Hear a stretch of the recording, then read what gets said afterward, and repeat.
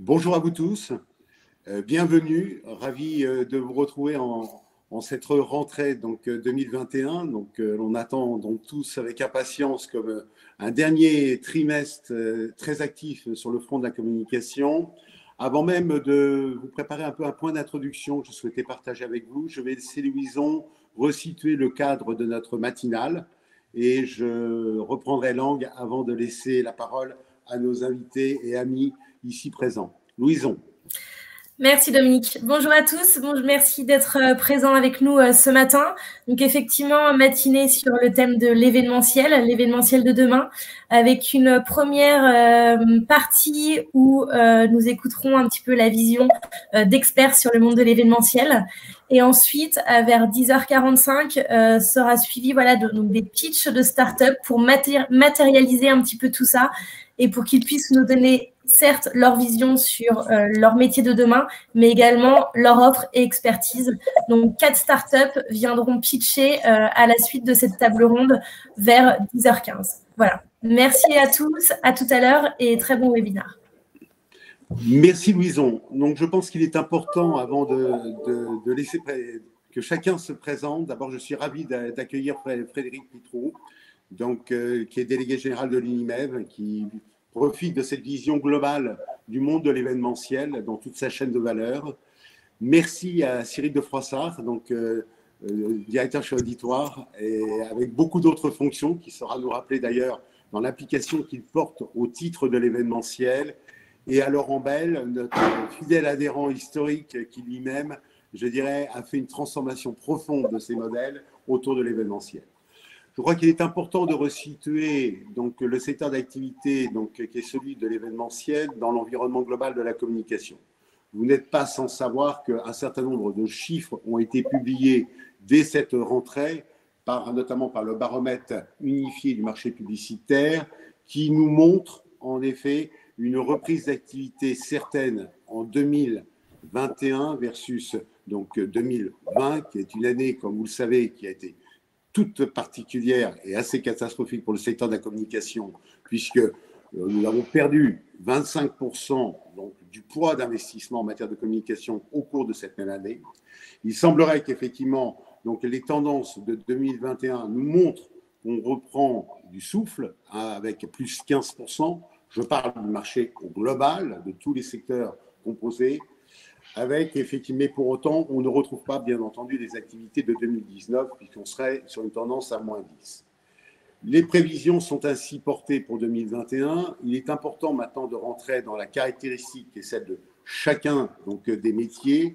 On s'aperçoit également que le monde de l'annonceur s'est comporté de façon assez différente selon les grands secteurs d'activité qui composent la dynamique du secteur d'activité composé. Indéniablement, la distribution a surinvesti en matière de communication par rapport aux années précédentes au cours de l'année 2021, après une année 2020 malgré tout, où les investissements se sont bien tenus, le monde de la mode également, et les autres secteurs n'ayant pas encore véritablement repris leurs activités. Donc ça, c'est un premier point. Nous aurons en parlé avec Frédéric, je crois que c'est, et d'ailleurs Cyril, qui est très sensibilisé à ça. Vous savez, à l'Observatoire Comédia, on est très attentif sur les risques qu'emporte la filière de la communication. Vous savez que c'est un poids économique important, c'est plus de 39 milliards en France, c'est plus de 45 000 entreprises qui la composent. Et quand on fait un focus sur le secteur de l'événementiel, on constate que c'est un secteur qui est malgré tout mis dans une situation à risque important. Donc il faut le savoir, il faut qu'on en ait tous bien conscience, d'où l'importance de se mobiliser sur ce même secteur d'activité. On estime, bon an, mal an, que les risques de défaillance sont de l'ordre de 20%. Donc, c'est quand même un sujet important. Nous traçons pas loin de 7000 entreprises du secteur pour voir leur comportement. Donc, il faut qu'on soit très attentif à ce secteur d'activité, comme à tous les autres, naturellement. Mais il n'échappe pas à cette situation. Quand on veut parler d'événementiel, je pense qu'il est important de bien comprendre les secteurs d'activité. Je pense que Frédéric saura parfaitement nous l'éclairer. Ensuite, je retiendrai des propos qui ont été tenus, qui m'ont marqué lors des échanges préparatoires avec Cyril. Il faut qu'on sauve les boîtes. Je reprends ces termes. J'espère ne pas trahir tes propos, Cyril. Il faut qu'on sauve les boîtes. Pour autant, il faut qu'on transforme nos business. Nous en sommes parfaitement conscients et nous l'avons fait très vite et très tôt, dès la phase du confinement. Et puis, je crois qu'on entendra Laurent, qui est également sur un regard en disant, voilà, maintenant, il faut faire cette transformation, elle est incontournable. La technologie doit être un élément déterminant. Pour autant, ce que nous avons vécu, donc effectivement, sur les schémas hybrides, notamment en matière de l'événementiel, pose aussi des sujets au titre du modèle économique. Et il faut que nous sachions donc le regarder d'une façon donc froide et également sensibiliser donc les grandes marques à ce sujet-là, sachant qu'on est tous conscients que l'événementiel, quelles qu'en soient les composantes et les métiers, indéniablement sont donc des moyens d'investissement pour les marques qui ont des ROI de grande valeur et de grande qualité. Et je crois que peut-être aussi ces évolutions et ces transformations que nous vivons démontrent, grâce aux indicateurs nouveaux qu'on a su mettre en place, la performance que représentent ces nouveaux modèles, même si nous n'oublions pas donc effectivement les événements antérieurs. Sans plus attendre, Frédéric, je vais te laisser la parole pour nous resituer donc la vision du secteur d'activité qui est celui que tu portes et la lecture que tu remportes. On n'oubliera pas, bien sûr, 2020. Je crois qu'il est difficile de ne pas revenir quelques minutes sur 2020. Il faut qu'on parle de 2021, bien entendu, et surtout, comment on se projette sur l'avenir. Frédéric, je te laisse la parole. Bien, merci beaucoup de m'avoir invité déjà à ce webinaire. Alors, rapidement sur 2020, moi, ce que j'ai vécu avec les professionnels de l'événementiel, les événementiels professionnels, c'est-à-dire pour moi, c'est les foires, salons, congrès. Hein. C'est que j'avais une réunion avec eux fin février 2020 et ils n'avaient pas du tout vu arriver la crise sanitaire. C'est-à-dire que ça a été un énorme choc. Certains, à l'époque, me disant « c'est pas demain qu'on va me fermer un événement ». Donc, il y a vraiment un choc, tout simplement, où on est rentré dans un tunnel où les entreprises se disaient « bon, c'est une plaisanterie de quelques semaines et puis ça va repartir, etc. etc. » Et finalement, ça a duré 18 mois et ça dure encore, puisqu'on n'a pas encore repris un rythme normal. On est aujourd'hui sur une reprise d'activité progressive. Ce qui a beaucoup manqué et ce que n'arrivaient pas à nous donner les pouvoirs publics, mais c'était normal, ils n'y voyaient pas non plus beaucoup plus clair. On n'avait pas de visibilité et ils ont compris, tout le monde a compris à ce moment-là que sans visibilité, les clients, les agences, personne ne s'engageait. Et donc, finalement, l'activité ne reprenait pas, puisqu'on nous a aussi beaucoup comparé à l'activité tourisme, hôtellerie, restauration. Et ça, on a été un petit peu pénalisé de ça, puisqu'on n'est pas sur le même rythme d'activité que le tourisme et la restauration et l'hôtellerie. Donc, gros choc pour le secteur d'activité. La réaction a été que les différentes associations qui gravitent dans ce monde de l'événementiel professionnel, dont l'événement qui est présidé aujourd'hui par Cyril, on s'est serré les coudes au niveau des 7 ou 8 associations du secteur pour mener des actions en commun et défendre une position commune. Et être aussi et devenir un peu l'interlocuteur des pouvoirs publics sur toutes ces questions liées à la gestion de cette crise sanitaire pour ce secteur d'activité. Et ça a été une force parce qu'on a aussi dû expliquer, et ce n'était pas le plus simple, que pour faire un événement, il y avait toute une chaîne de valeur qui était mobilisée et que cette chaîne de valeur, elles étaient réparties dans plusieurs codes APE qui étaient un petit peu originaux pour certains et que les aides, si on voulait que tout le monde sorte en vie et puisse refaire des événements comme on les a connus ou au moins de manière un peu similaire, il fallait que les menuisiers, les électriciens, etc., ça soit encore en activité au moment de la reprise. Et ça, l'État a eu beaucoup de mal à nous comprendre et à vouloir flécher des aides vers les bonnes entreprises. Donc, tout ce travail a été fait par le collectif, puisqu'on en est, je crois que Cyril, à notre 72e réunion du vendredi. Donc on a un petit historique là-dessus.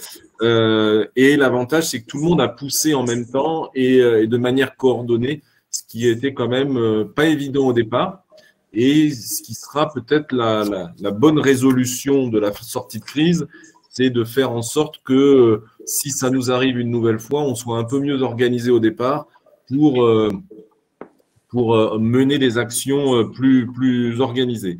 Et une chose aussi qu'on a eue et qu'il va falloir développer, c'est qu'à chaque fois qu'on a des contacts avec les pouvoirs publics, ils veulent des données chiffrées, ce qui est normal, ils veulent mesurer les impacts. Et coup de chance, dans les foires, salons et congrès, on a quand même pas mal de données chiffrées parce qu'on a cette contrainte réglementaire de faire certifier nos chiffres. Mais il y a beaucoup d'activités où on était un petit peu sans données chiffrées, et notamment une donnée assez bête, qui est le nombre de collaborateurs des entreprises. C'était pas très précis entre des chiffres un petit peu originaux qui circulaient à droite et à gauche. Donc, on a été obligé de refaire aussi ce travail de recensement. Et je pense qu'on aura à le faire régulièrement si, par hasard et par malheur, il nous arrive une nouvelle crise sanitaire de cette ampleur pour être beaucoup plus près que ce qu'on était au mois de mars 2020. Merci Frédéric. Cyril, sans plus attendre, donc projetons-nous là maintenant dans l'événementiel aussi. On sait, donc je reprends tes propos, il faut qu'on sache sauver les boîtes. Donc je crois qu'effectivement, Frédéric, nous resituer le cadre réglementaire et notamment celui avec lequel vous échangez avec les pouvoirs publics. Et puis tu as beaucoup souligné sur les transformations de ce business. Donc on est impatient de t'entendre pour que tu nous donnes ta lecture. Et bien sûr, il va falloir aussi qu'on sache se projeter sur les prochains mois. Ton micro, Cyril.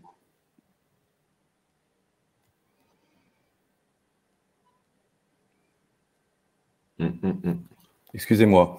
Merci pour cette invitation. Juste avant de basculer sur ta question, je voudrais revenir un petit peu sur les propos de Frédéric. C'est vrai qu'il y a un travail formidable qui a été fait au cours des 18 derniers mois, et on ne peut que féliciter de cette énergie collective qui nous a permis effectivement je ne vais pas dire de sauver toutes les boîtes parce que on sait qu'il y en a encore certaines qui sont en difficulté, mais en tout cas de traverser la crise de manière un petit peu plus sereine. Donc on a réussi effectivement, puisque l'objectif c'était quand même au tout début de la crise de faire en sorte que notre métier puisse continuer à exister. On a fait en sorte d'obtenir un plan de soutien, et je pense que nos entreprises ont été bien accompagnées. On est en train de travailler avec le membre du gouvernement sur la mise en place éventuellement d'un plan de relance pour inciter à la reprise des événements, et de réfléchir déjà à un plan de reconquête, puisque nos gouvernants sont dans un projet ambitieux avec la vraie volonté de maintenir la France comme une destination de choix pour le tourisme d'affaires et une terre d'accueil d'événements au sens large. Donc, on est plutôt dans la bonne direction, et ça, c'est plutôt pas mal. Maintenant qu'on a dit ça, et maintenant qu'on sait qu'on a été quand même pas mal accompagné, je dirais qu'il faut penser à la transformation de nos boîtes. Alors, on n'a pas attendu aujourd'hui pour pouvoir y penser, parce que quand tout ça s'est présenté au printemps 2020, nous, notamment les agences que je représente à travers l'événement, et puis moi en tant que chef d'entreprise, une fois la surprise passée, la priorité, ça a été très vite de se dire qu'est-ce qu'on fait maintenant ? Et qu'est-ce qu'on fait maintenant ? C'est comment on se transforme, parce que on a des clients, même s'ils sont un peu paumés, il faut reconnaître qu'ils étaient un peu perdus dans cette situation, qui avaient nécessité de communiquer, de garder le contact avec leurs collaborateurs, de garder le contact avec leurs clients, avec leurs différentes parties prenantes, et il a fallu trouver des solutions. Donc, une des solutions, vous le savez, c'est qu'on a basculé vers ce qu'on appelle le digital aujourd'hui, et que la question dorénavant qui se pose, c'est de savoir quel est l'avenir du digital. Alors, le constat qu'on peut tirer, mais là je vais enfoncer une porte ouverte, c'est de se dire que l'événement d'aujourd'hui n'est plus l'événement d'hier, et qu'on peut penser que l'événement de demain ne sera pas forcément l'événement d'aujourd'hui. Une fois qu'on a dit ça, qu'est-ce que ça veut dire ? Ça veut dire qu'aujourd'hui, effectivement, on parle d'hybridation, on parle de nouveaux formats, on parle de nouveaux dispositifs, mais on est incapable de savoir précisément vers quoi ça va aller. Est-ce que l'hybridation va devenir une règle ? Est-ce que le digital va continuer à s'imposer comme il s'impose aujourd'hui ? Est-ce qu'on va revenir au présentiel parce qu'il y a un vrai besoin d'échange et de rencontres concrètes et physiques ? Voilà. Donc moi, j'arrête de faire des pronostics parce que j'ai essayé d'en faire beaucoup au cours des 10 derniers mois. J'ai jamais gagné grand-chose. Donc voilà, la question reste ouverte. Ce qu'on sait, c'est que, vous savez, en matière d'événements d'entreprise, dans le cadre d'une étude EY qui avait été menée en 2018, alors c'était une étude au sens large puisque cette étude recensait les événements d'entreprise et tout ce qui concernait les réunions d'affaires. Donc, les réunions d'affaires, ça pouvait être des séminaires de 10 ou de 15 personnes dans un hôtel. On parlait d'environ 380 000 opérations. Donc, sur ces 380 000 opérations, il y en a un paquet qui, effectivement, ne seront plus demain comme elles étaient précédemment. Je pense notamment à certaines opérations qui sont des réunions de 2 heures, d'1 heure, qui nécessitent des déplacements, qui nécessitent, voilà. Bon, on peut penser que tout ça, avec des événements digitalisés, tout ça va avoir tendance à disparaître. C'est-à-dire que l'engagement RSE des entreprises fait qu'aujourd'hui, on veut limiter les transports. Les transports internationaux sont aujourd'hui encore un peu bloqués, mais au niveau national, on veut limiter les transports. Donc, on peut penser qu'il y a toute une tendance, enfin, il y a la tendance peut nous laisser penser que tout ce type d'événement va disparaître. Et puis après, il y a le reste. Et le reste, c'est les événements de taille un peu plus importante, c'est tout ce qu'on connaît, les conventions d'entreprise, les lancements de produits, et tout ce qui va avec. Et là, effectivement, on peut penser qu'il va y avoir, parce qu'aujourd'hui, c'est quand même la tendance, un fort retour vers le présentiel.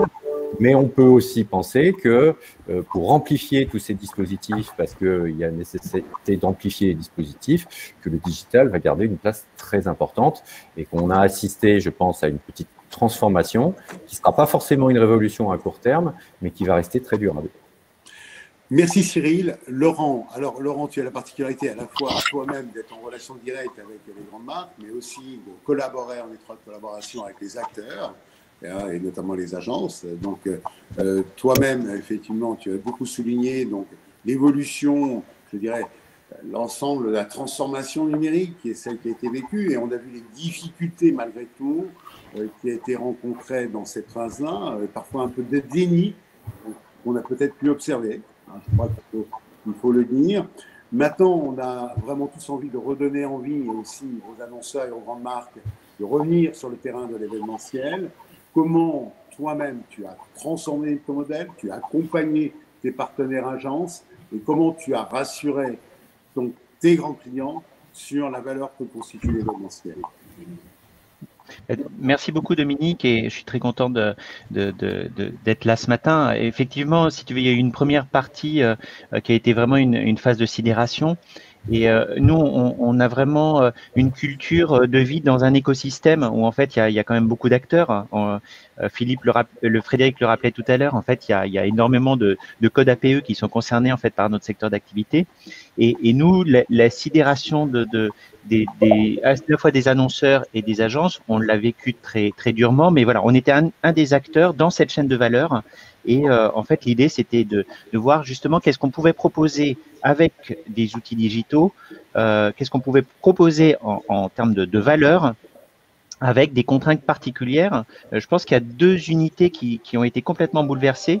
C'est l'unité de temps et l'unité d'espace, en fait. Donc, on pouvait plus se déplacer. Donc, forcément, il fallait inventer quelque chose, et le digital a compensé, en fait, cet espace qui était restreint. Et puis le temps aussi, c'est-à-dire que du coup, ça a duré beaucoup plus longtemps que ce qu'on imaginait. Et en fait, la communication événementielle s'est réinventée aussi sur le temps long. Donc ça, c'est des choses qui sont apparues quand même assez rapidement, où il y a eu des événements assez ponctuels, voilà, mais très rapidement avec les agences, avec Cyril notamment, il s'est agi en fait de co-construire aussi des événements et d'être également force de proposition sur un outillage digital qui permettait justement d'aller un peu plus loin. Et alors qu'avant le digital était un peu un nice to have sur des événements, c'est devenu en fait très très vite un must have, et donc c'est devenu assez rapidement un incontournable. Moi, ce que je trouvais intéressant, si tu veux, aujourd'hui, c'est que en fait, il y a eu une sorte d'ubérisation. En tout cas, il y a eu un développement de plateformes de façon assez colossale, un nombre d'acteurs énorme qui s'est développé. Et donc, on se rend compte aussi que, en termes de data, puisque c'est une grosse partie de notre activité, il y a un éparpillement de la donnée. Et ça, du coup, plutôt côté grand groupe. Là, je parlais de la partie agence sur le côté vraiment co-construction et d'imaginer des nouveaux scénarios. Côté en fait annonceur, et ben en fait des nouveaux acteurs sont arrivés dans la danse, notamment les directions informatiques, pour lesquelles en fait la communication événementielle était souvent du shadow IT, ils ne le voyaient pas, et ils se sont rendus compte qu'en fait il y avait énormément de data qui pouvaient être véhiculées sur des événements. Et donc, ça pose des questions autour de la souveraineté numérique, ça pose des questions autour de l'éparpillement de la data sur X plateformes. Et ça, c'est vraiment quelque chose, en termes de sécurité, évidemment. Quand on fait des événements avec Cyril pour des grands groupes comme Dassault ou Plastic Omnium, les questions de sécurité sont essentielles. C'est quelque chose, on a des audits réguliers d'Orange Cyberdéfense. Enfin, voilà, c'est devenu quelque chose d'extrêmement important. Et donc, je pense qu'il y a vraiment une mutation qui se fait au niveau des grands groupes, toujours dans l'idée de se dire, bah voilà, de toute façon, notre espace-temps et notre espace, et comme le disait Cyril, bah voilà, on a un problème pour se déplacer, etc. Donc ça va rester probablement assez longtemps. Et derrière, il y a quand même une maturité sur des questions RSE, sur le fait de concevoir en fait des événements bas carbone, où le digital peut aussi, dans une certaine mesure, apporter, comment dire, une part de la réponse. C'est pas toute la réponse évidemment, mais donc voilà, il y a une hybridation en fait des formats. Il y a des nouveaux scénarios qui s'inventent. Il y a surtout une nouvelle culture aussi auprès des annonceurs en termes de gestion de la data, en termes d'éparpillement de données. Et je crois que on va être de plus en plus dans une tendance où en fait les annonceurs vont avoir de plateformes de marque pour vraiment aussi bien véhiculer leur image sur des plateformes en marque blanche où on est complètement immergé en fait dans leur univers de marque. C'est ce qu'on a fait récemment pour Plastic Omnium, justement avec Auditoire, où on est complètement dans l'univers de la marque. Idem avec Dassault. Ça, je pense que c'est très intéressant. Et dans le cas, par exemple, de Dassault, puisqu'on discute aussi avec eux, en fait, ce qui était assez intéressant, c'est qu'on a fait sur les derniers mois 5 événements différents avec 5 agences différentes. Et forcément, les annonceurs se disent, mais en fait, j'ai un enjeu, en fait, avoir une plateforme unifiée. Et ensuite, bien sûr, je vais continuer à travailler avec les agences. Et nous, notre métier, je pense qu'il va se transformer de façon à pouvoir vraiment travailler en étroite collaboration avec les agences, parce que les créatifs, c'est eux, c'est pas nous. Nous, on peut apporter des réponses technologiques, mais l'enjeu, c'est quand on discute avec les équipes digitales des agences, ben voilà, ils nous poussent dans nos retranchements pour aller chercher de l'innovation et chercher de l'innovation technologique. Et là, pareil, il y a plein d'acteurs en France qui sont des super boîtes. Et donc, il faut aussi, je pense, dans ce plan de relance qu'évoquait Cyril, essayer d'être vigilant aussi sur cette filière numérique et d'essayer de privilégier en fait des acteurs français ou européens. Je pense que les questions de souveraineté numérique sont aussi essentielles dans cette mutation qui a lieu en ce moment. Alors, un petit point, donc, puisque Marine répond, elle te fait un petit cadrage, mon cher Laurent, et je crois qu'il faut qu'on soit totalement transparent. On parle de Dassault Systèmes. Alors, on parle de Dassault Systèmes, on parle de 3DS aussi, qui est aussi une filiale. Donc, c'est assez intéressant de voir, en fait, comme justement ces différents formats qui en fait, derrière sont gérés sur la même plateforme, quoi. C'est un détail. Hein. OK. Alors, un point donc, sur lequel je voudrais revenir, c'est le modèle économique. Parce qu'effectivement, on a eu donc, une diffusion très importante du digital en matière d'événementiel. Chacun est allé sur un certain nombre de modèles.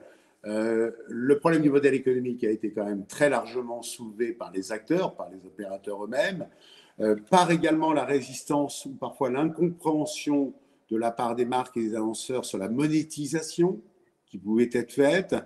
Frédéric, quelle acculturation semble être nécessaire sur ce point-là? Et vous, comment, au titre de l'Univev, vous le traitez? Parce que je pense qu'effectivement, là, parfois, on mélange beaucoup de choses entre monétisation, trafic, écoute, indicateurs, mesures et comment on monétise. Alors que nous le savons tous, il y a des coûts fixes, il y a un certain nombre d'actions incontournables. Et est-ce que là, pour le coup, le digital donc, augmente l'audience indéniablement? Donc, est-ce que la monétisation et le modèle économique ne devraient pas être meilleurs? C'est une excellente question. On est vraiment au tout début de la réflexion, je pense, sur cette question-là. Le premier réflexe, pour l'instant, c'est de dire il n'y a pas de modèle économique.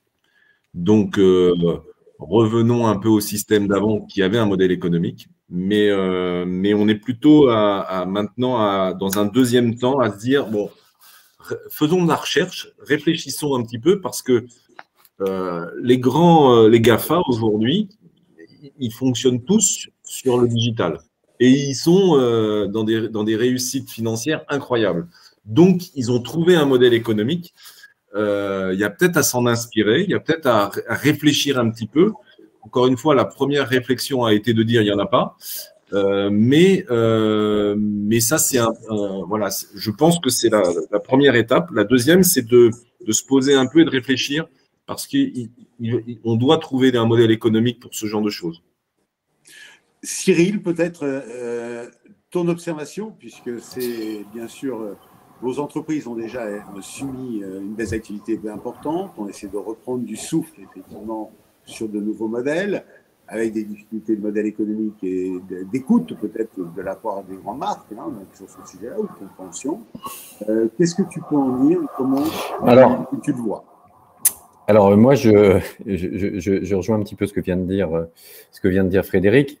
Il faut juste considérer qu'on est… Alors, si Frédéric représente les salons et les congrès et moi, les événements d'entreprise, qui est le cas dans nos organisations professionnelles, on est sur des modèles économiques qui sont complètement différents.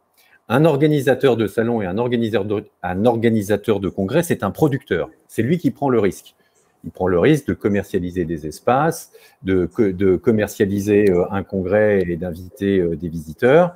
Et il monte ce congrès et son modèle économique repose sur du ticketing, sur du sponsoring et sur la location d'espace de stands pour une exposition. Nous, dans les événements dits d'entreprise, on est sur des produits de commande. Donc nous, le problème du financement, il n'est pas du tout le même. C'est-à-dire que si Frédéric, demain, un de ses adhérents monte un salon et que ce salon, finalement, il n'est plus en physique, mais il est en virtuel, est-ce que l'exposant va accepter de payer le même prix pour un espace virtuel qu'il paierait pour un espace physique? Bon. Et donc là, tout est la question. Est-ce qu'un congressiste qui assisterait à un congrès à distance va accepter de payer la même place que s'il s'était déplacé au Palais des Congrès de Paris? Voilà. Donc là est tout le sujet. Et on le sait, on en discute souvent avec Frédéric, il est prêt à payer, un congressiste est prêt à payer, je dirais, 800 ou 1000 euros pour assister à un congrès, rencontrer ses pairs, échanger, voilà. En revanche, lui faire débourser 800 ou 1000 euros pour regarder un truc dans une fenêtre, c'est un peu plus compliqué. Donc là, le modèle, il est effectivement plus en danger. Nous, de notre côté, on travaille encore une fois sur des produits de commande. La seule chose qu'on constate, nous, là, depuis quelques mois, c'est qu'effectivement, les clients, beaucoup d'annonceurs, ont tendance à penser que faire du digital, ça coûte beaucoup moins cher que de faire un événement physique. Bon.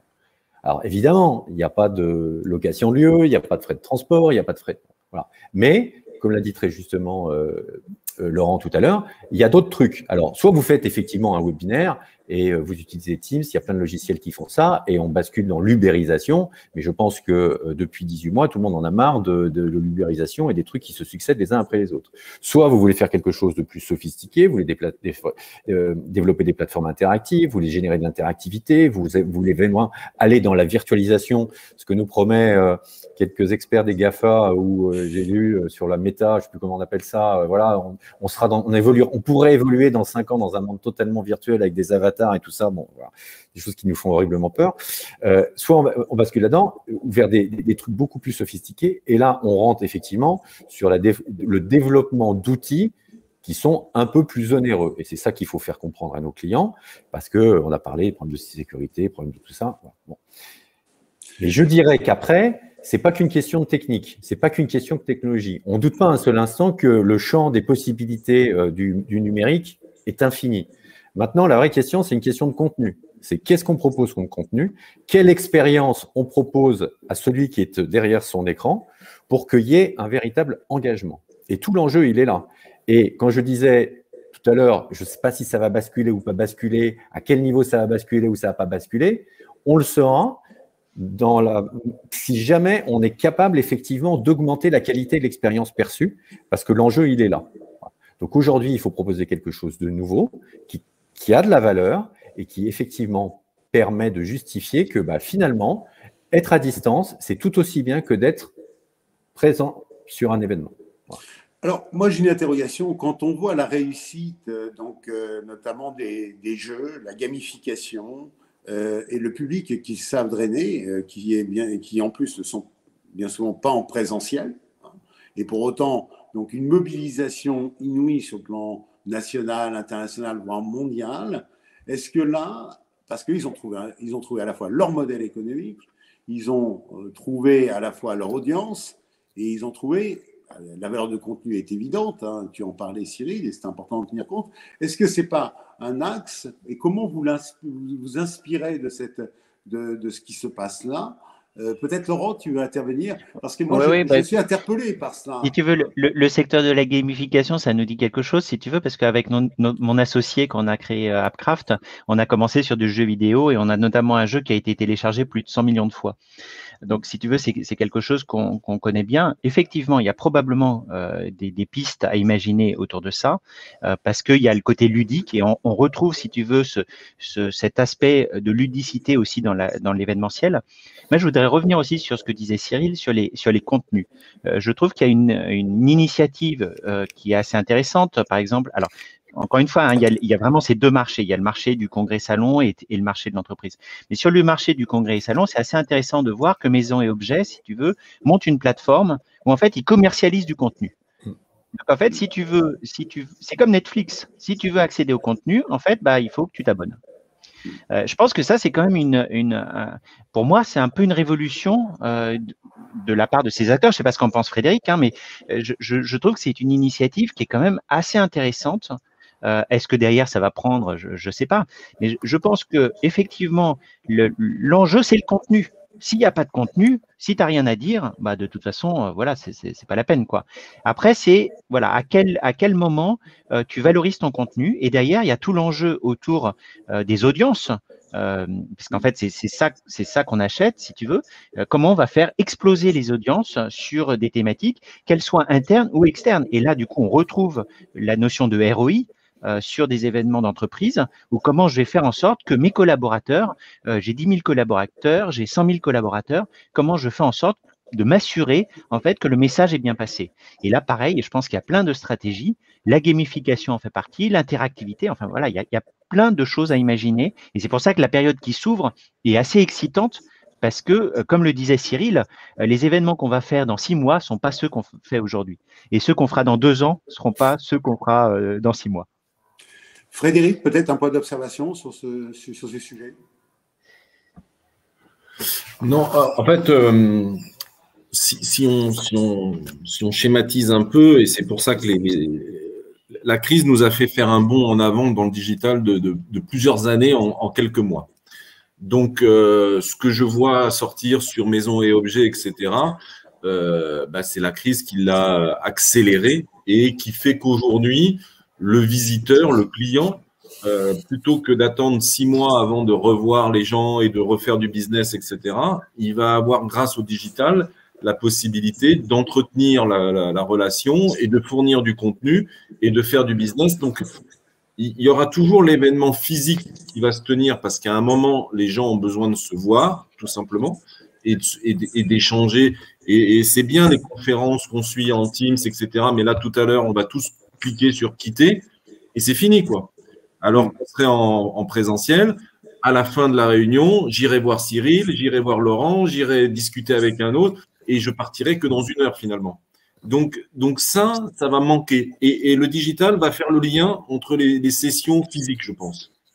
Oui, mais Frédéric, à contrario, il nous semble, et de l'observation que l'on apporte tous, c'est qu'on soigne de plus en plus l'événementiel, même s'il est effectivement purement digital, en amont, pendant et après. Et la notion de l'après prend une exploitation, la notion de replay, prend un enjeu d'exploitation de plus en plus important avec des performances de plus en plus fortes. Donc, est-ce que quelque part, ce n'est pas autour de cette chaîne d'action, donc avant, pendant, après, même si effectivement on ne va pas, après un événement, prendre un verre ou le verre de l'amitié, c'est quand même très sympathique, on ne le fait pas. Pour autant, derrière, on maintient l'événement en vie, on cherche à maintenir l'événement en vie, ou on cherche à diffuser l'information. Cyril, tu en penses quoi, toi? Mais moi, je vais totalement dans ton sens, Dominique. Laurent disait tout à l'heure que cette pandémie avait changé notre rapport, notre rapport aux autres déjà, la distanciation, notre rapport à l'espace et notre rapport au temps. Le changement du rapport au temps, c'est qu'effectivement, on consomme aujourd'hui l'information et d'une certaine manière les événements, les dispositifs complètement différemment. C'est-à-dire que ce webinaire, on peut le suivre en direct aujourd'hui et j'imagine qu'il sera en ligne demain et que ceux qui n'ont pas pu le voir aujourd'hui pourront le réutiliser.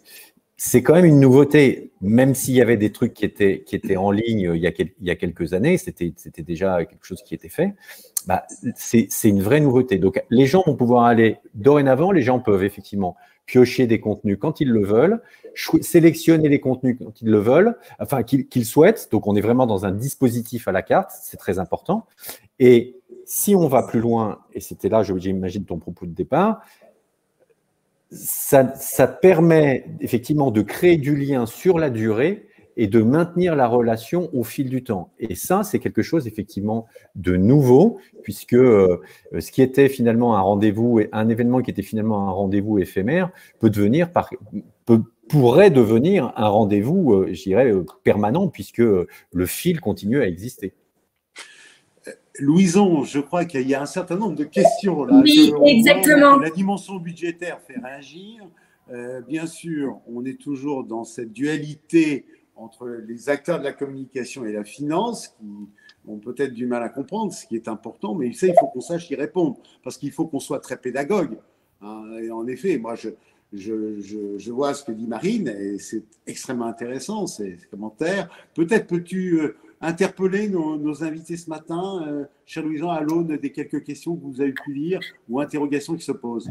Oui, effectivement, il y a plusieurs questions, donc je vais en poser notamment deux. Une d'Émilie au tout début qui demande justement si raisonnablement on peut reprogrammer des événements internationaux sur le premier trimestre 2022. Et une deuxième question aussi sur tout ce qui est distanciel, contenu, etc. Où Bruno nous pose la question de se dire le secteur de la formation professionnelle a su changer pour faire du distanciel, aussi bien au niveau de l'outil que du contenu. Est-ce qu'on peut s'en inspirer également du coup pour les événements? Qui veut répondre? Il n'y a pas de question piège. Je voudrais juste revenir et faire très vite sur, tout à l'heure tu disais l'avant, pendant, après. Je pense que justement le fait d'avoir des parcours sans couture pour les participants, c'est quelque chose également de super important. Et pour revenir aussi sur ce que disait Frédéric, je pense qu'en termes de prise de mise en contact, moi j'ai l'exemple d'un salon en virtuel qu'on a fait pour l'APEC, où on a fait, grâce à des mécaniques de matchmaking, en fait, plus de 6000 rendez-vous. En fait, là aussi, c'est assez intéressant de voir que les technologies permettent, si tu veux, d'aller très très loin, en fait, dans des mises en relation qui peuvent ensuite s'enchaîner sur des rendez-vous physiques. Maintenant, pour répondre à Louison sur les événements internationaux, alors déjà, des événements internationaux, ils continuent à s'en jouer. Cyril est bien placé aussi pour le savoir que les entreprises n'ont pas arrêté de faire des événements internationaux. Aujourd'hui, ils sont plus effectivement en distanciel ou sur des formats un peu différents, c'est-à-dire peut-être multiplex. C'est-à-dire qu'en fait, les gens vont peut-être pas être rassemblés au même endroit, mais en fait, il va y avoir éventuellement une équipe en Chine, une équipe au Brésil, une équipe en Europe, et en fait, on va pouvoir rassembler tout ça sur une plateforme unifiée. Donc, ces formats-là, je pense qu'ils se jouent déjà en ce moment, quoi. Frédéric, la lecture des grands salons pour compléter sur la partie internationale, comment tu vois un peu les perspectives fin 2021, mais surtout 2022, puisque maintenant on se projette plutôt sur 2022 sur les grands événements. Comment tu sens la tendance? Comment tu vois également tes interlocuteurs et tes pairs donc, sur le sujet? Alors, je suis un peu comme Cyril, hein. On a fait souvent des pronostics et puis finalement, ça ne s'est pas révélé toujours très positif. Là, je suis un peu plus optimiste parce qu'on a l'air d'être un petit peu en sortie de tunnel avec des conditions sanitaires qui ont l'air de s'améliorer, une vaccination qui atteint un niveau satisfaisant et j'ai un peu le sentiment qu'on est au bout. Ce qui va, à mon sens, les événements internationaux, il y en a déjà qui se tiennent, hein. Il y en a eu à Cannes la semaine dernière, il y en a à Paris encore en ce moment. C'est le grand international qui est un peu compliqué. Tout ce qui est asiatique et américain, pour l'instant, c'est difficile de les faire venir, même si je crois que les États-Unis là, vont un peu lâcher la bride, mais c'était un peu compliqué. Est-ce que demain, les grandes messes mondiales se feront encore, ou est-ce qu'on va plutôt assister à des messes continentales en multiplex, comme disait Laurent? Je pense que c'est plutôt là que ça va se jouer, mais il y aura toujours des événements internationaux, oui, mais peut-être pas de l'ampleur mondiale. Alors, pour ma part, je voudrais rebondir parce que je pense qu'on ne peut pas laisser cette question qui a été soulevée, qui est le modèle économique, et on voit bien ce qu'il provoque donc, par les acteurs de la communication. Est-ce que là, la notion de pédagogie, est-ce que ce n'est pas le rôle de l'événement et ce n'est pas le rôle effectivement de l'UNIMEV de jouer la transparence totale sur le cost que constitue un événement pour donner un éclairage aux financiers, leur dire voilà, attention, tout ça, c'est pas gratuit, quoi. Donc, une technologie, ça coûte de l'argent, c'est du temps, c'est de la valeur ajoutée. Est-ce qu'il n'y a pas là aussi peut-être un peu de pédagogie à apporter aux grands annonceurs et aux grandes marques, parce qu'effectivement, les contraintes apportées par les financiers, notamment en direction marketing, ont été extrêmement fortes donc, au cours de l'année 2020. La logique du cut-off a été très largement appliquée en disant on ne se pose pas la question d'optimiser, mais on coupe les coûts, tout simplement. Donc, est-ce qu'il n'y a pas besoin là de rééduquer un peu, de donner un peu de pédagogie, un peu de transparence et voir une exhaustivité, une nomenclature qui permettrait de mieux comprendre de quoi est fait un cost donc, dans le domaine de l'événementiel. Cyril, tu en penses quoi? Alors, je pense que tu as tout à fait raison, mais je vais te décevoir énormément, c'est que je ne sais pas comment m'y prendre. Non, mais c'est vrai qu'il y a un vrai sujet d'acculturation, si on peut dire les choses comme ça. Il faut effectivement expliquer comment est construit ce modèle, même si pour nous c'est pas vraiment un modèle, mais pourquoi développer des solutions techniques ont un certain prix, donc ça on doit le faire, mais ce qu'il faut pas, en fait il y a deux solutions, je veux dire, et Laurent l'a très bien expliqué tout à l'heure. Il y a des outils sur mesure aujourd'hui qui existent, qu'on peut customiser, qui sont très bien et qui sont accessibles. Après, c'est pas le prix de la technologie. Là, le prix de la technologie reste faible puisque ce sont des outils qui tournent, qui sont amortis et ainsi de suite. Après, c'est ce qu'on met à l'intérieur. C'est ce qu'on met à l'intérieur qui fait la différence. Puis après, vous avez des dispositifs qui sont un peu plus évolués. On parlait d'interactivité, on parlait de gamification. Je n'ai pas réagi sur la gamification, mais bien évidemment que c'est un truc qui est essentiel demain pour améliorer l'expérience. Où là, on rentre dans du sur-mesure et ce sur-mesure, effectivement, peut coûter un petit peu plus cher. Mais ne nous méprenons pas, ce sont des investissements, ce ne sont pas des dépenses. Parce que quand on développe une plateforme, et il y a des boîtes aujourd'hui qui nous demandent de développer des plateformes, ce sont des plateformes propriétaires qu'elles peuvent réutiliser comme elles le souhaitent après. La seule chose qui restera à faire évoluer, c'est effectivement les contenus, les accès, voilà. Mais ça permet effectivement beaucoup de choses. Donc, on n'est plus dans une dépense, je dirais, éphémère, qui reste pour moi un investissement quand on faisait un événement traditionnel, mais là, on est dans un investissement durable et qui peut être intéressant pour une entreprise. Bien, je crois, Louison. Oui, malheureusement. Je te vois presque trépigner, donc aujourd'hui, il faut qu'on reste dans le planning. Non, effectivement, merci à tous pour ces échanges, mais on va arriver à la fin de cette première partie d'événement. Malheureusement, il y a de nombreuses questions qui sont arrivées là sur les dernières minutes auxquelles nous n'avons pas répondu, mais pas d'inquiétude. Nous pourrons donner vos coordonnées, les coordonnées des personnes si vous le souhaitez, donc n'hésitez pas à nous en faire part. Je vais juste vous laisser conclure et après nous passerons du coup à la partie opérationnelle avec la présentation de 4 startups qui viendront pitcher leur offre. Je vous laisse conclure. Alors moi, je voudrais peut-être pas conclure, mais je voudrais simplement interpeller nos amis. L'événementiel de demain, en un mot, ce sera quoi? Frédéric, allez, un mot. Tu as coupé ton micro.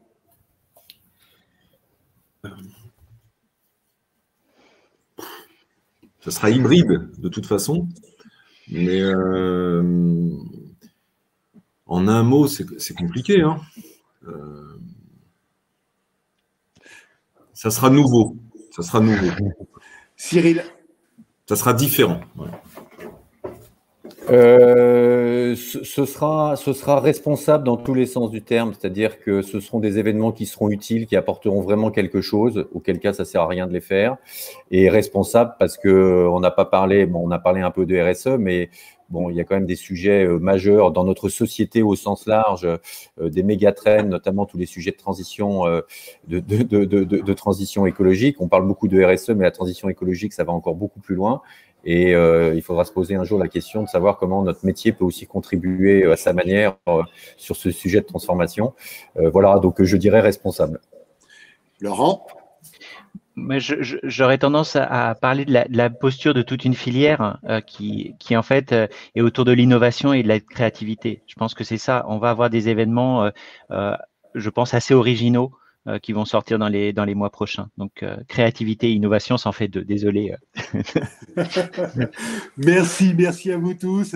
Ce que je propose, Louison, c'est que par rapport aux questions auxquelles on n'a pas répondu, on a un droit de réponse, on se doit de répondre. On interpellera nos invités ici présents. Éventuellement, on fera une petite interview de chacun d'entre eux pour qu'ils nous donnent leur lecture sur les questionnements qui ont été posés. Je pense qu'elle permettra aussi pour nous de donner la suite à l'événement pour qu'on puisse redonner du contenu. Merci à vous, Louison. Je te laisse reprendre donc la suite de l'événement et je vous salue tous et bonne poursuite. Je crois qu'il y a de très jolies choses à voir maintenant, donc dans des cas très opérationnels, avec les 4 pitchers qui vont venir vous présenter leurs solutions. Exactement. Un grand merci à tous. Merci. Merci Dominique. Merci. Alors, nous allons laisser place à la première start-up qui viendra pitcher ce matin. Donc, si on peut faire monter sur scène Jérôme Thomy de l'agence Distic.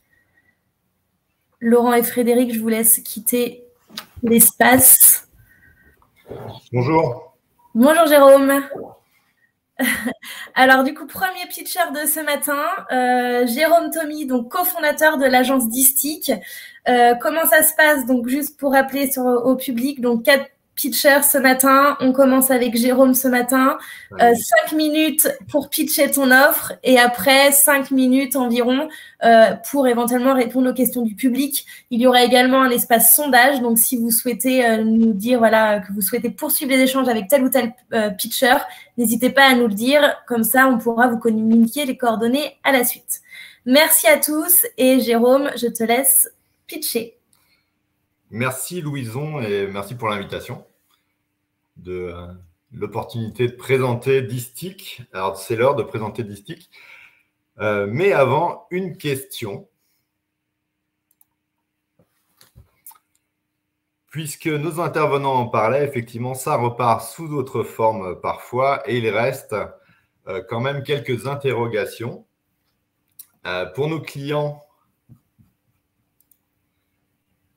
nos clients, il y a le temps à allouer à l'organisation d'un événement dans ces périodes de transition du mode du travail. Ce n'est pas forcément évident et pas forcément la priorité. Il y a également le format, on en parlait précédemment, à adopter pour son prochain événement. Ça peut être aussi un frein et donc lequel choisir. Il y a aussi le besoin de se renouveler et le stress que ça peut apporter au responsable de l'événement chez l'annonceur sur son poste et à ses objectifs. Et pourtant, on en parlait aussi, je sens que l'envie est là de se retrouver et de souffler un peu. Alors, Distic, c'est une agence événementielle basée dans le 18e pour les entreprises qui vivent un changement. Alors, un changement, c'est quoi? Ça peut être une croissance forte et rapide, une nouvelle organisation, un lancement de produit ou même un anniversaire qui est aussi une transition. Notre rôle, c'est d'organiser un événement unique, surprenant, en accord avec la culture de l'entreprise et qui va créer justement de l'enthousiasme durable chez tous les talents. Alors, notre proposition, eh bien, c'est le moment de la vidéo et donc soyez attentifs au message évidemment, mais bien sûr aussi aux petits détails qui peuvent apparaître. Comment créer une soirée événementielle d'entreprise impactante? Chez Distic, nous proposons des soirées doubles où tout change au cours de la soirée. Par exemple, notre concept Passé Futur accompagne votre transition digitale, avec une soirée qui commence dans une ambiance rétro, pour soudainement propulser tous vos collaborateurs dans le futur. Distic propose un produit événementiel différent pour toutes les entreprises en cours de changement. Un moment festif est un excellent moyen pour communiquer sur ces transitions et de renforcer le lien social qui est si important. Nos équipes sont prêtes. Le lien social qui est si important. Nos équipes sont prêtes à vous accompagner dans la concrétisation de ces changements. L'ADN de Distic, c'est de vous faire vivre une expérience inoubliable. Alors, merci pour la vidéo, ça a coupé un petit peu. Notre concept de transition, donc, au cours de l'événement, c'est notre ADN et c'est notre format hybride à nous, en fait, finalement. Et on va repasser à la présentation. Et donc, voici un exemple justement lors de notre soirée de lancement où on est passé des années 80 aux années 30, mais évidemment 2030, pour illustrer, c'était un message fort pour illustrer le passage dans le futur, une transition, une transformation digitale par exemple. Le but, c'est de répondre aux interrogations de nos clients que j'ai évoquées au début. Gagner du temps avec un concept existant, c'est en s'appropriant rapidement les enjeux et la culture de l'entreprise. On vous conseille aussi sur le format technique à adopter, distanciel ou présentiel, et sur la présence d'un changement ou non au cours de l'événement.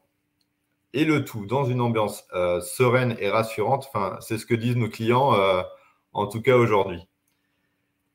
Et pour conclure, j'aimerais ajouter, effectivement, on en a parlé, notre secteur d'activité, on vit tous sur la même planète et on doit contribuer à la respecter.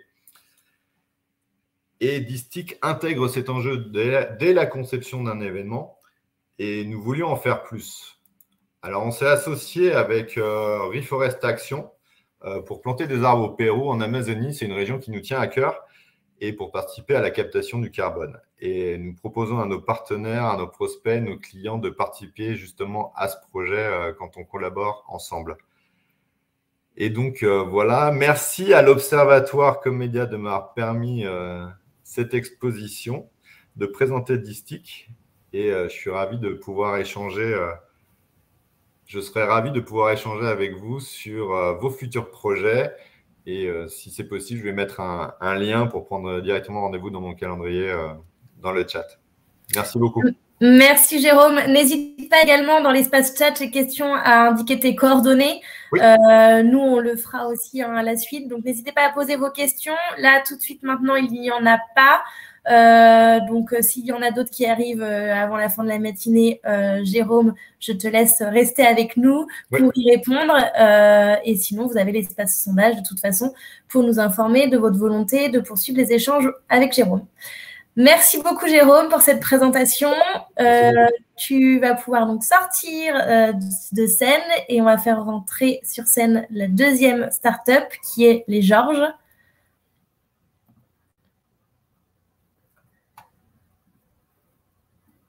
Bonjour. Super. Bonjour Emma. Bonjour Louison, bonjour à tous. Donc, place à Emma Pozzo di Borgo, qui est chef de projet digital chez les Georges. Emma, je te laisse présenter les Georges. Tu as à peu près 5 minutes. Ok, ça roule déjà. Merci beaucoup pour l'invitation. Donc, enchantée à tous. Je suis Emma Pozzo di Borgo, chef de projet digital chez les Georges. Et je vais commencer cette présentation par un constat. Donc, nous, les Georges, on s'est rendu compte en participant à des événements qu'il n'est pas toujours évident d'aller vers les autres. Pourquoi? Par timidité, par gêne, parce qu'on a peur de l'inconnu, mais aussi parce qu'on ne sait pas qui est qui autour de soi. Et pourtant, le networking, le réseautage, ça reste une des principales motivations pour un participant en se rendant à un événement. Ça peut paraître contradictoire lorsqu'on sait que la plupart de ces participants ne savent pas comment aborder les autres participants. Effectivement, on veut créer du lien, on veut créer un réseau, garder contact. Et le contexte sanitaire nous rajoute une difficulté en plus. Et c'est à partir de cette problématique aussi que Who is Georges est né en 2015. Donc nous sommes localisés à Tours. Oui, Georges, qu'est-ce que c'est? C'est une application digitale de réseautage, de networking qui permet de briser la glace entre participants et de garder contact avec les participants, avec des personnes sur l'application. Pour garder contact, pour briser la glace, on a également développé des petits badges connectés que l'on alloue aux participants en début d'événement physique, qui permettent de géolocaliser les participants autour de soi dans un rayon de 20 mètres. Bon, on est d'accord que c'est un petit peu compliqué là pour des événements hybrides. Cependant, oui, Georges permet aussi à l'organisateur d'événements d'avoir des statistiques très précieuses sur l'événement, d'avoir un retour en temps réel sur ce qui se passe sur son événement, notamment en termes d'interactivité, de relations qui se sont créées lors d'événements entre les participants, leurs appétences, etc. Ce que je vais faire, c'est que je vous propose une courte démo de l'application. Ça imagera un petit peu mes propos, ça vous parlera peut-être un petit peu plus. Donc, c'est parti. Ce que je vais faire, c'est que je vais partager mon écran. Tac.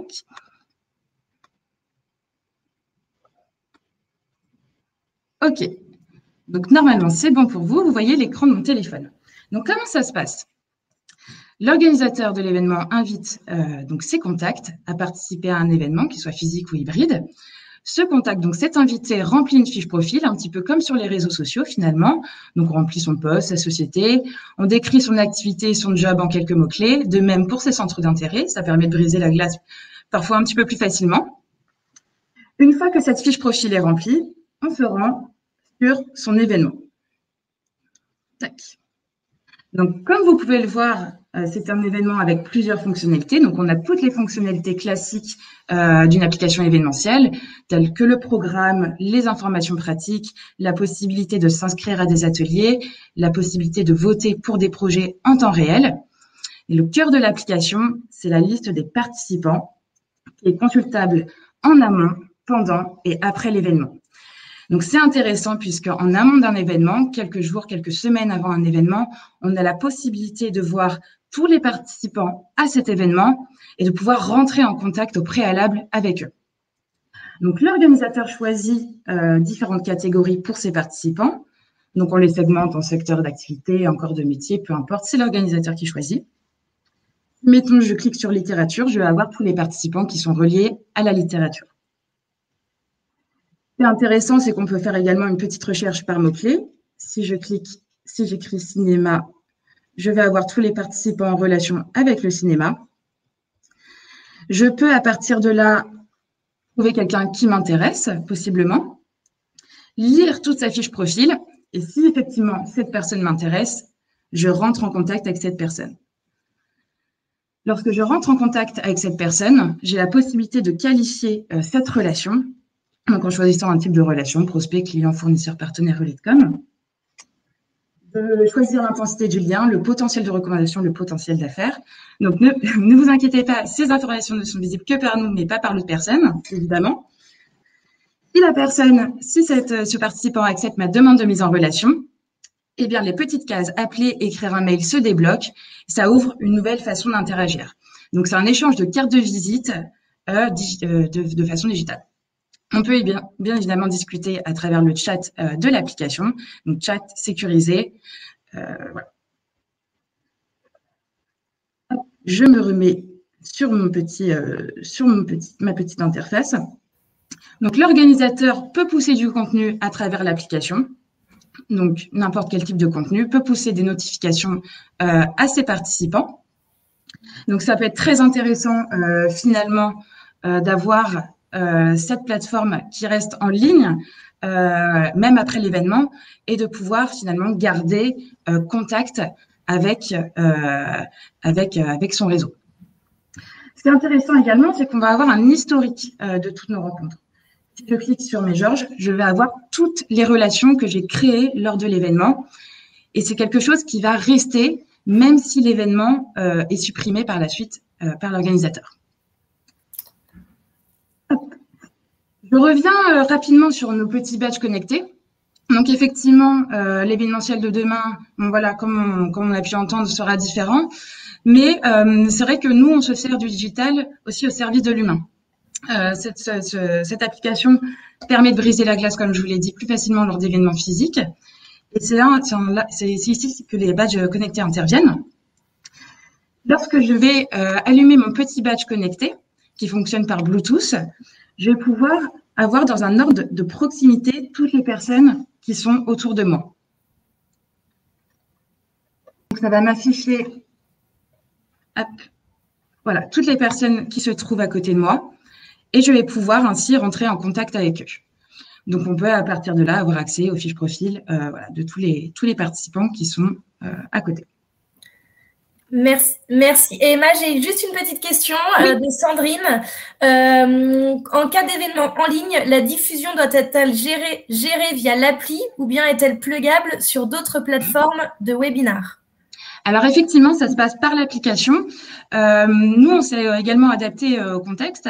On a la possibilité, par contre, voilà, dans l'application, d'insérer des liens externes, donc qui renvoient, par exemple, sur Zoom ou sur des webinars, etc., pour, voilà, s'il y a des conférences, que ça puisse se suivre à partir de l'application.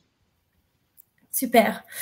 Merci Emma pour cette présentation. Je te laisse indiquer tes coordonnées dans l'espace chat et je vous laisse répondre au sondage pour poursuivre les échanges avec Emma pour la société Who is George. Merci beaucoup Louison. Un grand merci Emma, à très vite. À très vite, merci.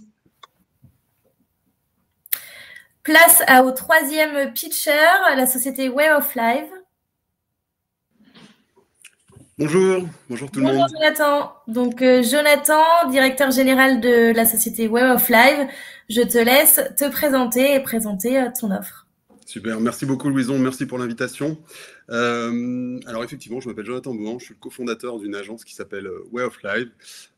On a pour spécificité du coup de produire de la vidéo et plus particulièrement du live streaming, donc de la diffusion et de la retransmission en direct pour les marques, les médias et les différentes associations. Ce que je vous propose dans un premier temps, c'est de regarder une petite vidéo dédiée aux communications corporate et B2B. Ça vous donnera une idée de tout ce qu'on fait chez Way of Life. On fait pas mal de choses. Donc en 2 minutes, vous allez à peu près tout comprendre. Et puis après, dans la foulée, on parlera rapidement du live stream mis en pratique de l'événement de demain, comme on en parle. Et puis je répondrai à différentes questions si vous avez des questions techniques ou de production sur le live streaming. Je propose qu'on lance la vidéo dans un premier temps.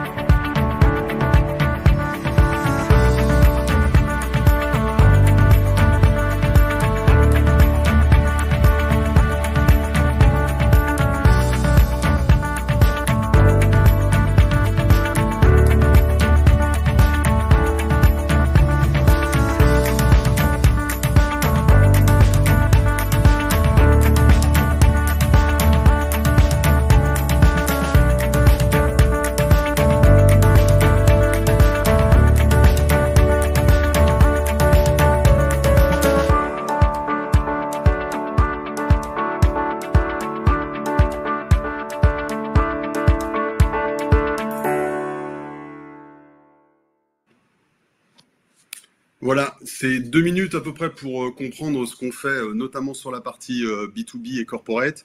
Bien sûr, on a une partie qui est dédiée aussi au B2C, au grand public, à l'influence. Si vous avez des questions dessus, j'ai préféré orienter plutôt vers le corporate sur cette intervention, mais si vous avez des questions, n'hésitez pas. Et sinon, vous avez aussi la possibilité d'aller sur wayoflife.tv pour voir l'ensemble de nos réalisations qui ont lieu aussi sur la partie B2C. Cette vidéo, elle montre en quelques minutes que du coup, on prend en charge toute la chaîne de valeur d'un live streaming, d'une retransmission en direct pour votre événement ou d'une création de contenu, de la pré-prod, réalisation et diffusion. C'est un accompagnement global qu'on propose. On peut aussi faire du sur-mesure en fonction de ce que vous avez déjà en interne ou de ce que vous souhaitez faire. Pour en revenir au sujet qui nous intéresse aujourd'hui sur l'événementiel de demain, on est sur un modèle hybride. Voilà, on est de plus en plus sur un modèle hybride. Le tout présentiel ou le tout digital, ça ne marchera pas forcément. Le tout présentiel parce que c'était le monde d'avant, voilà. Le tout digital parce que plus personne n'en a envie. Tout le monde a été forcé d'avoir le tout digital et aujourd'hui plus personne n'en a envie. Et donc il y a un vrai modèle hybride qui est en train de se créer et qui va, je pense en tout cas, moi je fais le pari, se pérenniser. Et le trait d'union entre le présentiel, le digital, le réel et le distanciel, c'est le live streaming. On l'a vu d'ailleurs pendant la période de confinement, on ne pouvait plus faire du physique. Naturellement, des acteurs qui n'avaient pas l'habitude de faire du live se sont mis à faire du live. Parce que le live, c'est le prolongement du physique, dans deux aspects très importants, que sont l'interactivité et l'engagement de l'audience. C'est le meilleur moyen pour avoir un accès direct vers votre audience et vers ceux qui ont des questions à vous poser ou avec qui vous voulez parler. C'est important de comprendre que le live n'est pas antagoniste du physique, bien au contraire. C'est le prolongement naturel même de votre événement. Vous allez avoir un événement dans lequel vous allez avoir peut-être 100, 200, 300 personnes, et ça va représenter déjà une grande partie de votre budget. C'est lourd d'inviter 200, 300 personnes. Mais aujourd'hui, comment faire pour que le reach de cet événement, pour que l'audience que vous allez toucher au travers de cet événement et du contenu que vous allez créer dans cet événement ne se limite pas à ces 300 personnes, mais à y chercher peut-être 2000, 3000, 5000, 10 000, 15 000 uniques supplémentaires que vous ne pourriez pas toucher en physique réellement, parce que ça coûterait des sommes absolument astronomiques pour toucher 10 000 personnes. Et bien ça, le trait d'union et cette passerelle, c'est le live streaming. Je mets juste un point qui est très important. Attention, on ne fait pas que poser des caméras et diffuser au kilomètre ce que vous êtes en train de faire sur le digital. Ce serait le meilleur moyen de faire un mauvais live stream. Il est très important, et c'est notre métier, nous, dans notre accompagnement. Bien sûr, on vient avec l'ensemble de notre caméra, nos régies, nos techniciens, ça, c'est pas un souci.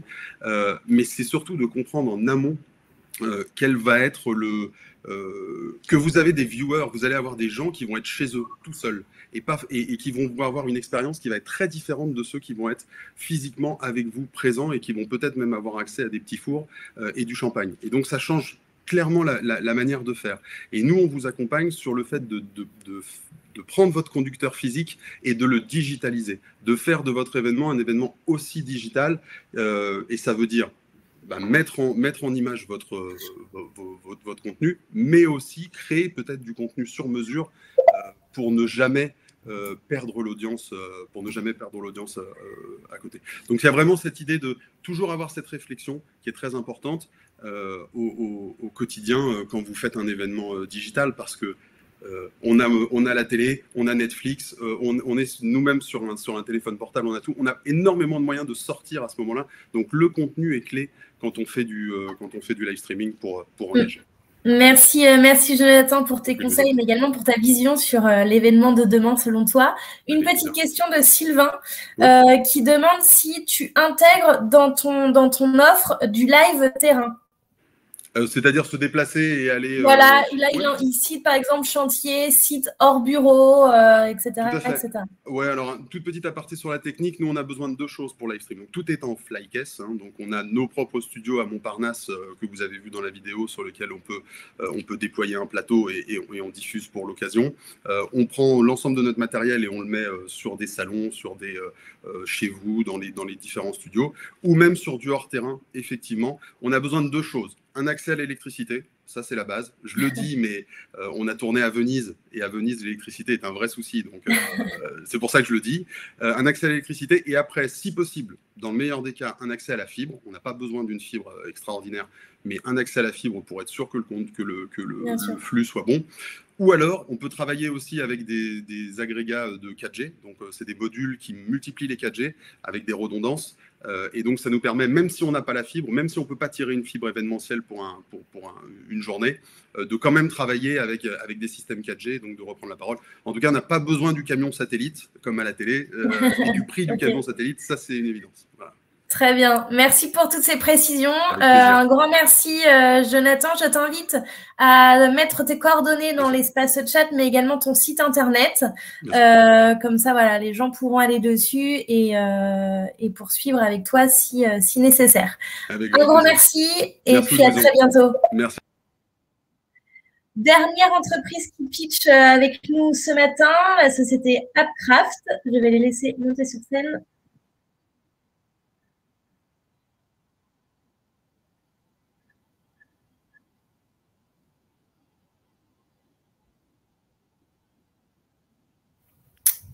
Super. Bonjour Grégoire. Bonjour Louison, vous m'entendez? Oui.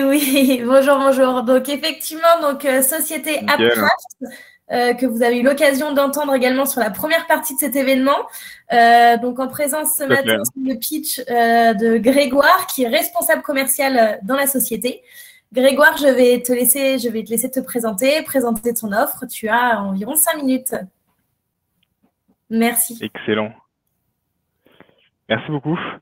Et pour j'avais une petite présentation. Ok, c'est super. Voilà, super. Merci beaucoup. Voilà. Bonjour. Excellent. Bonjour tout le monde. J'espère que vous allez bien. Effectivement, pour ceux qui ne connaissent pas Appcraft, on va se faire un petit récapitulatif en cette slide et donc en 5 minutes pour que vous puissiez bien comprendre.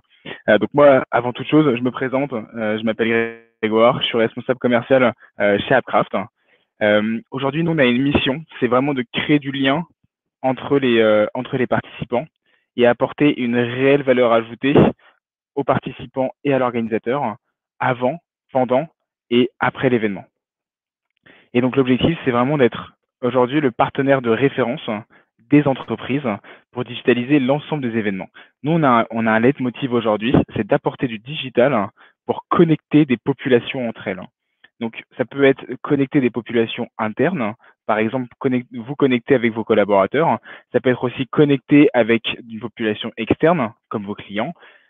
Et en fait, derrière, on va vous mettre à disposition un certain nombre de modules qui va être avant, pendant et après événement et qui va répondre justement à ces objectifs. Donc, nous, généralement, quand on a une demande d'un client, la première chose qu'on lui demande, c'est quel est votre objectif principal. Est-ce que c'est de véhiculer un message pour vos collaborateurs? Est-ce que c'est plutôt de faire du business? Est-ce que c'est plutôt recruter? Est-ce que c'est plutôt de l'awareness? On a de multiples objectifs et notre but chez Appcraft, c'est vous apporter le digital qu'il faut. Moi, j'aime bien dire qu'on n'est pas là pour apporter de la tech for tech, mais c'est vraiment presque de la tech for good, c'est-à-dire d'apporter des éléments technologiques, des solutions technologiques qui soient simples à utiliser pour les organisateurs, mais aussi pour les participants et qui leur apportent une vraie valeur ajoutée. Donc nous, aujourd'hui, on a une entreprise qui est constituée, si vous voulez, d'une centaine de composants qui permettent justement d'avoir une pluralité d'offres. Généralement, nos clients nous achètent globalement ce qu'ils utilisent, donc c'est du pay as you use. Et puis, on va avoir dessus différents modèles économiques. On peut avoir des modèles soit sur un système ponctuel pour un événement. Et puis, on est aussi aujourd'hui les seuls acteurs sur le marché à faire 2 choses, La première, c'est de commercialiser nos API. Donc aujourd'hui, on a des clients qui ont cette culture tech et qui veulent profiter de notre génie logiciel, et donc on vend nos API. Et puis le deuxième modèle, on est les seuls sur le marché français à le faire, presque européen, c'est des SaaS personnalisés. Alors qu'est-ce que c'est qu'un SaaS personnalisé? Aujourd'hui, en fait, on a des clients qui veulent, évidemment, qui ont 20, 40, 50, 100 événements par an. Et donc, on leur propose un logiciel SaaS, donc Software as a Service, qui soit complètement personnalisé à leur charte, à leurs besoins.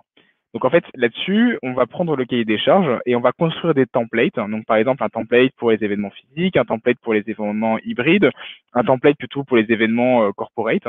Et ensuite, tous les chefs de projet en interne peuvent les utiliser, les dupliquer et être autonomes dessus. Donc en fait, on retrouve tous les avantages d'un système SaaS classique où en fait, les utilisateurs sont autonomes et c'est simple d'utilisation. Mais là où nous, on a eu un constat, c'est que sur les solutions SaaS, généralement, on est très restreint dans les fonctionnalités, on est très restreint dans les éléments graphiques, chartes graphiques. Là, j'ai pas l'occasion de vous le montrer, et évidemment, si vous souhaitez avoir une démonstration avec un de nos commercial, ça serait avec grand plaisir. Là aujourd'hui, on fait vraiment des plateformes qui sont ultra personnalisées, avec une charte graphique qui va aller au-delà de juste respecter vos couleurs.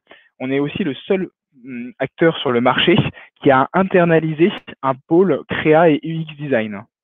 Donc ça veut dire quoi? C'est-à-dire que globalement, on va vous proposer des maquettes d'intention avec des éléments graphiques qui sont ultra disruptifs, et qui vont vous permettre d'avoir aussi un effet waouh quand vous allez arriver sur la plateforme, et qui va permettre directement d'avoir un premier engagement quand l'utilisateur va arriver sur la solution digitale. Quand je dis solution digitale, on va évidemment avoir des solutions pour avoir sur des événements physiques, par exemple ce qu'on appelle une app compagnon, pour que le participant puisse retrouver ses informations, son agenda personnalité, puisse networker, puisse interagir, mais aussi des solutions qui peuvent correspondre à des événements plutôt hybrides, multisites. On parle très peu du format, on parle beaucoup du format hybride, mais on parle très peu du format multisite. Encore la semaine dernière, on avait un événement pour l'association AIDS, sur lequel on a fait un événement multisite qui a permis du coup de réunir des jauges de participants qui étaient présents en physique, mais de les interconnecter grâce à une solution digitale et grâce aux interactivités. Évidemment, on va être une solution qui est vraiment tournée vers l'utilisateur. Donc, c'est aussi pour ça qu'on a internalisé des UX designers ultra performants pour utiliser nos solutions. Un petit exemple très simple. Aujourd'hui, en UX,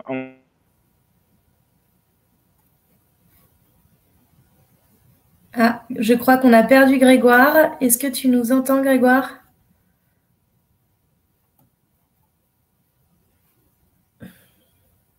On dit qu'il faut maximum. On s'est dit, voilà, on va. Grégoire, allô? Ouais, on t'a perdu. Ah, bah, on t'a définitivement perdu. On va peut-être laisser Grégoire se reconnecter pour conclure. Il y a une petite question en plus. Les aléas du direct. Est-ce que vous me revoyez? Oui, c'est bon, Grégoire. On t'a perdu, donc sur la dernière minute, tu t'entendais plus, donc je te laisse conclure et après il y aura une petite question. Nickel, ça marche. Alors, je disais juste qu'effectivement il y avait un petit exemple. En fait, on s'inspire directement des meilleurs. Les meilleurs sur le web, c'est les acteurs du retail, comme Amazon. Et par exemple, si vous regardez bien le site d'Amazon, vous avez que 2 clics à faire pour faire votre achat. Et ben nous, c'est exactement la même chose. Pour que le participant, il aille chercher le contenu, ou il aille chercher la bonne personne avec qui networker, ou la bonne offre d'emploi qui lui correspond, il faut qu'il y ait maximum de clics. C'est un exemple parmi d'autres, mais qui nous permet justement aujourd'hui d'être experts en UX sur nos plateformes.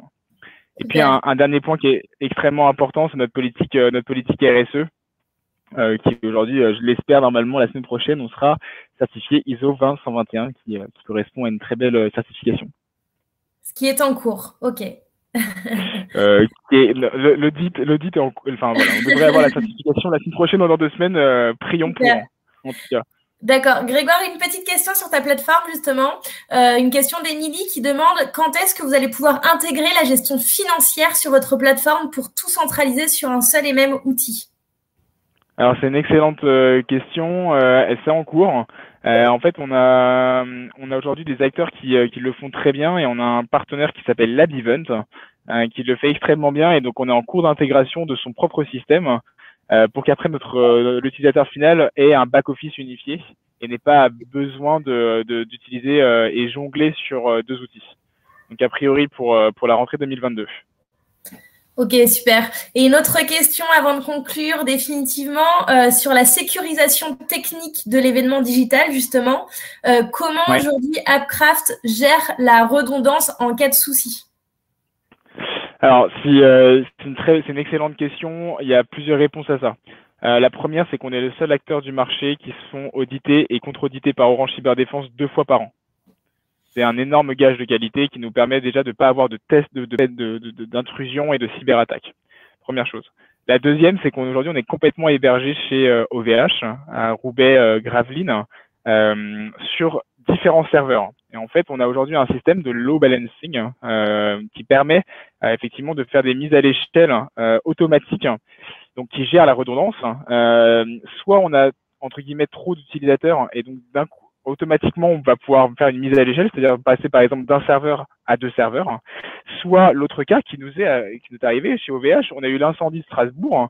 On avait effectivement une partie sur Strasbourg, et ben automatiquement, à partir du moment où le serveur de Strasbourg était down, directement tout a été répatrié sur notre serveur qui était à Roubaix. Donc on n'a aucun enjeu par rapport à ça. Très bien, très très clair. Merci pour toutes ces précisions. Je te laisse donner le mot de la fin et ça sera terminé pour le pitch Appcraft. Écoutez, merci beaucoup pour ce super webinaire. Il y avait effectivement de très bons contenus, une belle matinée qui s'annonce avec un beau soleil.